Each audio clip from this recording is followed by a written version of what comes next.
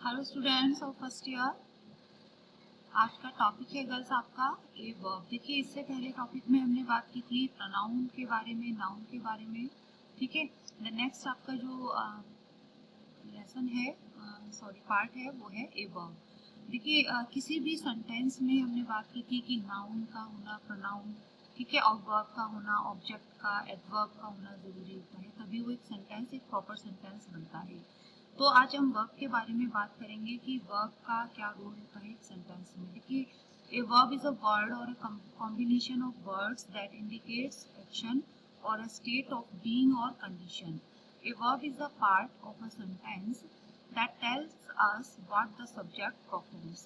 Verbs are the hearts of English sentence. देखिए ध्यान दीजिए बच्चों इस लाइन पर कि verbs are the heart of English sentences. Examples की बात करते हैं, जॉकब वॉक्स इन द मॉर्निंग। देखिए जो वर्ब होती है सेंटेंस में, वो सब्जेक्ट की परफॉर्मेंस पर वो इंडिकेट करती है कि सब्जेक्ट क्या है, वो परफॉर्म्स क्या कर रहा है, ठीक है, उसकी एक्शन को।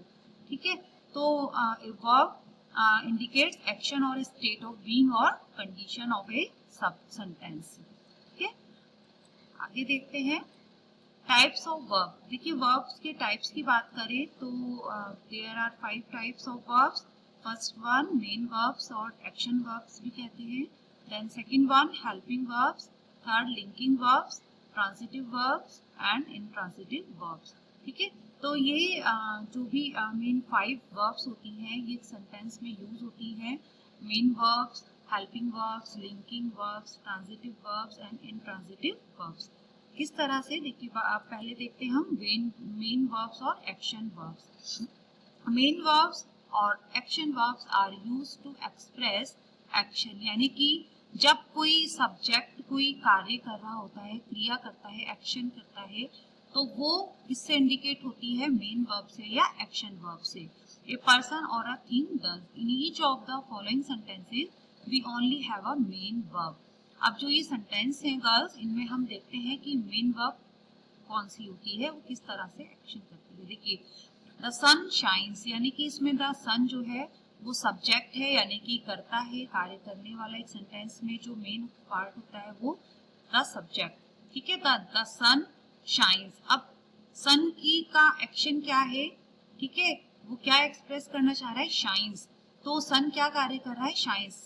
ठीक है, तो द सन शाइन्स, तो यहाँ पर द सन हो गया सब्जेक्ट और शाइन्स हो गई मेन वर्ब या एक्शन वर्ब्स इसको बोलते हैं। सेकेंड सेंटेंस देखते हैं गर्ल्स, द हॉर्स नीज। ठीक है, तो यहाँ पर हॉर्स का जो एक्शन वर्ब इसमें लगेगी वो भी नीज। द मंकी जंप्स, मंकी क्या करता है, जंप्स। ठीक है, तो यहाँ पर the monkey subject, then jumps हो गया एक्शन वर्ब और मेन वर्ब। हेल्पिंग वर्ब की बात करते हैं बच्चों। देखिए जो भी हेल्पिंग वर्ब्स क्या होती हैं, जो मेन वर्ब्स को सपोर्ट करती हैं, ठीक है, एक तरह से उनकी हेल्प करती हैं। As the name suggest helping verbs, जैसे कि नाम से ही पता चल रहा है कि वो हेल्प करती हैं किसकी, मेन वर्ब्स की। हेल्पिंग वर्ब्स हेल्प और सपोर्ट द मेन वर्ब। जो इससे पहले आपने अभी main verb, helping main verb पढ़ी या एक्शन वर्ब पढ़ी, तो हेल्पिंग वर्ब्स उनको सपोर्ट करती हैं। जैसे कि सेंटेंस देखते हैं बच्चों इसके, we are learning about helping verbs, जैसे कि are helping verb, learning main verb. अब देखिए आपके सामने ही सेंटेंस है कि वी आर लर्निंग, ठीक है, we are learning about helping verbs. तो यहाँ पर वी प्रोनाउन है एज ए सब्जेक्ट, आर यहाँ पर हेल्पिंग वर्ब हो गई और लर्निंग क्या है, मेन वर्ब या एक्शन वर्ब।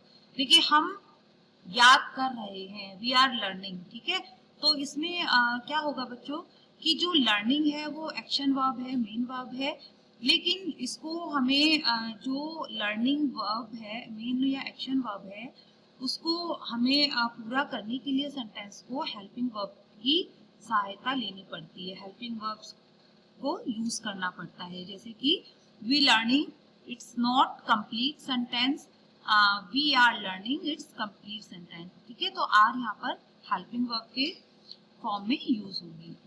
नेक्स्ट देखते हैं, we are in the green house club. यहाँ पर भी we are in the green house club, यहाँ पर are helping verb. You should complete the work by tomorrow. ठीक है, अब यहाँ पर देखिए you pronoun as a subject, then should helping verb हो गई, कंप्लीट मेन वर्ब या एक्शन वर्ब के फॉर्म में लगी है। तो गर्ल्स आपको समझ में आया हेल्पिंग वर्ब और एक्शन वर्ब के बारे में कि जो मेन या एक्शन वर्ब होती हैं वो किसी भी सेंटेंस को पूरा करने के लिए यूज की जाती हैं, जबकि जो हेल्पिंग वर्ब्स होती हैं वो मेन या एक्शन वर्ब को सपोर्ट करने के लिए हेल्पिंग वर्ब्स का यूज किया जाता है।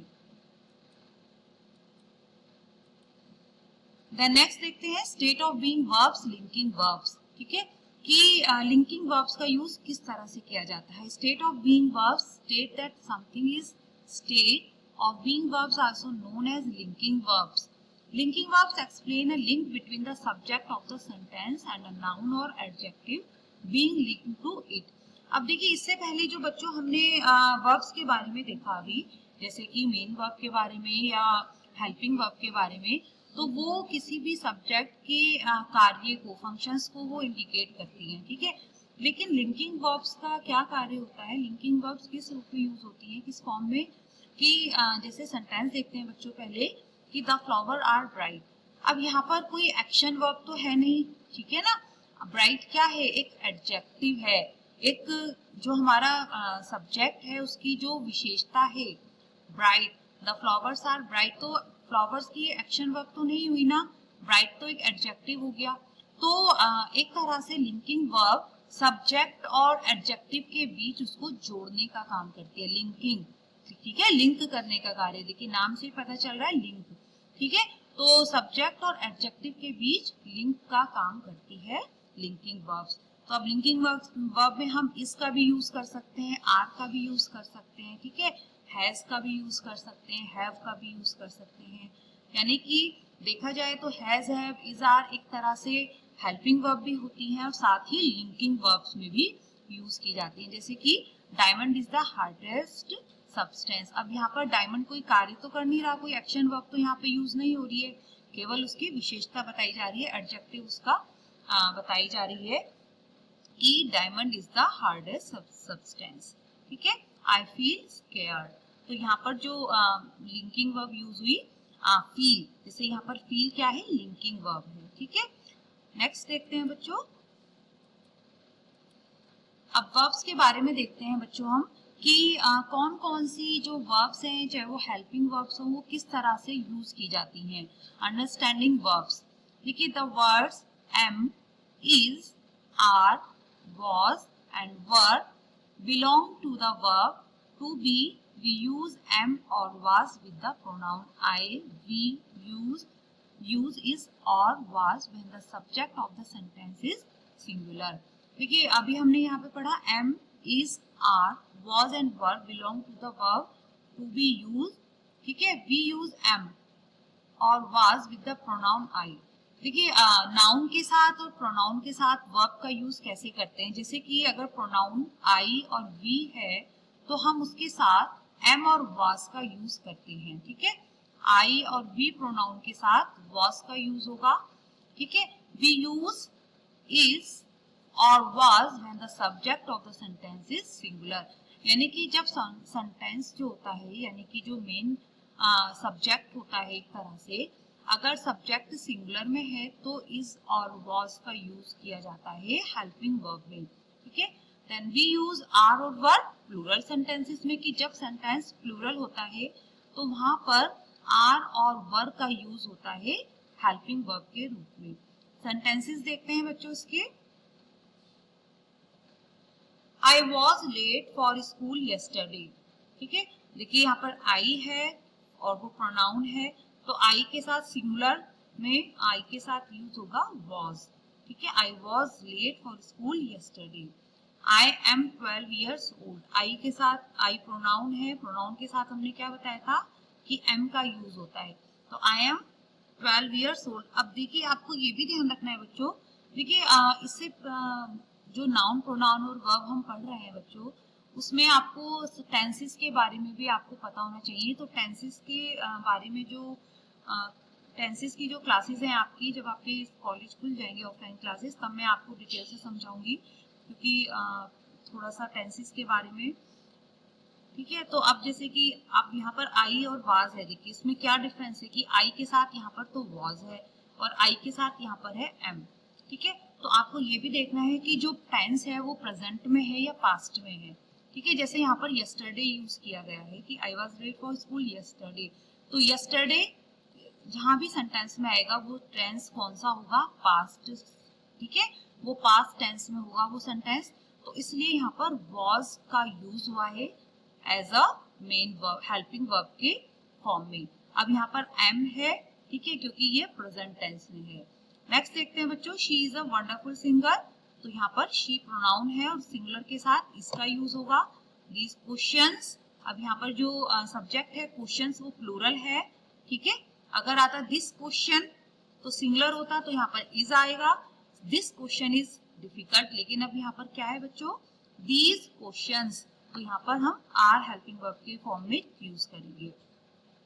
ही was planning to meet the doctor, ठीक है, यहाँ पर ही प्रोनाउन है, उसके अकॉर्डिंग वॉज सिंगुलर में लगा है। The Hollywood actors are famous, ठीक है, अब यहाँ पर देखिए आर लिंकिंग वर्ब हो गई एक तरह से, है ना, आर लिंकिंग वर्ब हुई ना। अभी तक आप देख रहे थे ऊपर वाले क्वेश्चंस भी, देखिए she is a wonderful singer, ये भी लिंकिंग वर्ब हुई, शी इज अ, क्योंकि यहाँ कोई एक्शन वर्ब तो यूज हो नहीं रही है, तो यहाँ पर इज जो है वो एक लिंकिंग वर्ब के रूप में। ऐसी आई एम 12 इयर्स ओल्ड, ठीक है, the Hollywood actors are famous, तो ये सब लिंकिंग वर्ब है बच्चों, क्योंकि यहाँ पर एक्शन वर्ब का यूज नहीं हो रहा है, कोई एक्शन तो हो ही नहीं रहा है सब्जेक्ट के द्वारा। ठीक है, it is a great feeling to win the trophy, तो ये सब एग्जांपल्स किसके हैं बच्चों, लिंकिंग वर्ब के।